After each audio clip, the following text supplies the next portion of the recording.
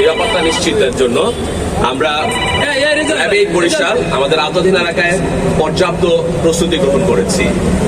আমাদের আওতাধীন এলাকায় যেসব গুরুত্বপূর্ণ হাট রয়েছে সেগুলোতে চিহ্নিত করেছি এবং আমরা কন্ট্রোল রুম স্থাপন করেছি।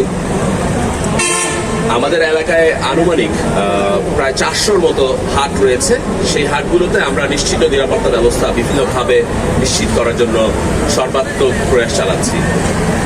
পশুর হাটে যাতে চাঁদাবাজি আমরা রোধ করতে পারি, ক্রেতাদের ভোগান্তি যাতে আমরা রোধ করতে পারি সেজন্য কন্ট্রোল রুম স্থাপন করেছি। যেমনটি আমার পিছনে রয়েছে এখানকার কন্ট্রোল রুমটি, আমরা ওয়াচ টাওয়ার স্থাপন করেছি।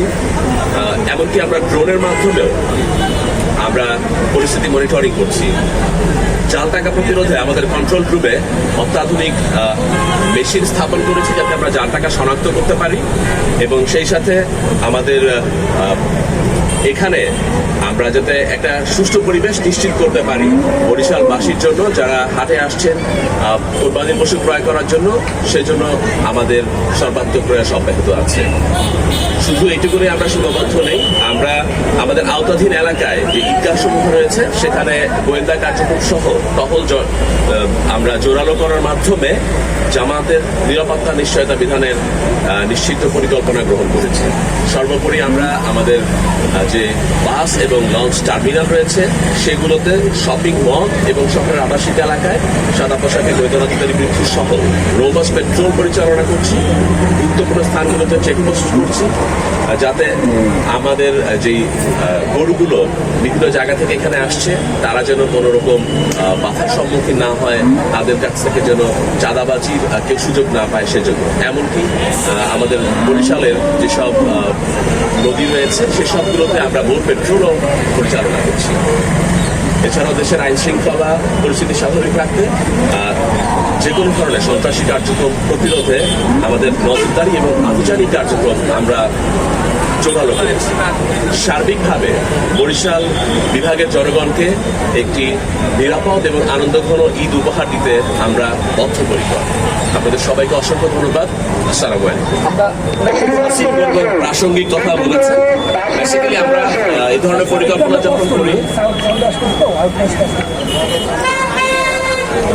প্রসঙ্গ ধরে আমি মেনশন করছি, আমরা ইনফ্যাক্ট এটাকে 3টি ভাগে ভাগ করে থাকি।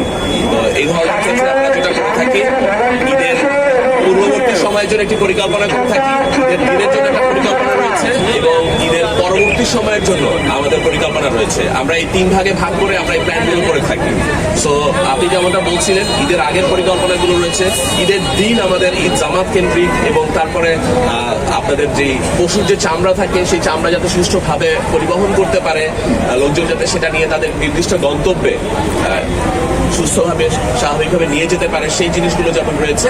সেই সাথে ঈদ পরবর্তী সময় আপনারা জানেন যে এখন আসার সময় এক ধরনের টাইমিং হয় আমাদের লঞ্চগুলোতে, আমাদের বাসগুলোতে, যাবার সময় আবার আর এক ধরনের ভিড় আমরা লক্ষ্য করব। সো এগুলোর দিকেও আমাদের সজাগ দৃষ্টি থাকবে। আমরা পুরো বিষয়টিকে 3টি ফেজে ভাগ করে, যে ঈদের আগের ফেজ, ঈদের দিনের ফেজ এবং ঈদের পরবর্তী ফেজ, এভাবে আমাদের পরিকল্পনা সাজিয়েছি।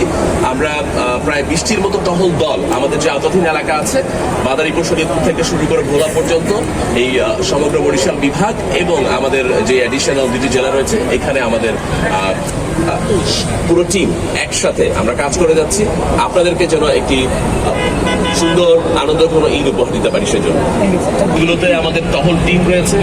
আমরা সেখানে সাদা পোশাকে গোয়েন্দা নজরদারি থেকে শুরু করে আমাদের সকল ধরনের পেট্রোলিং জোরদার করেছি। আমি এবং আমার টিমের সদস্যরা, আমি নিজেও যেমন আসার সময় ভিজিট করে আসলাম, তো এরকম আমাদের এই ধরনের যে ভিজিটগুলো আছে আমরা আরো ফ্রিকুয়েন্টলি করছি এবং যদি কোনো অভিযোগ পাওয়া যায় তৎক্ষণাৎ সেটা যাতে সুরাহা হয় তার ব্যবস্থা করছি। ইনশাআল্লাহ আমরা চেষ্টা করব যাতে এই ধরনের কোনো অনাকাঙ্ক্ষিত ঘটনার সম্মুখীন আমাদের বরিশালবাসীকে না হতে হয়। ধন্যবাদ আপনাদের সবাইকে।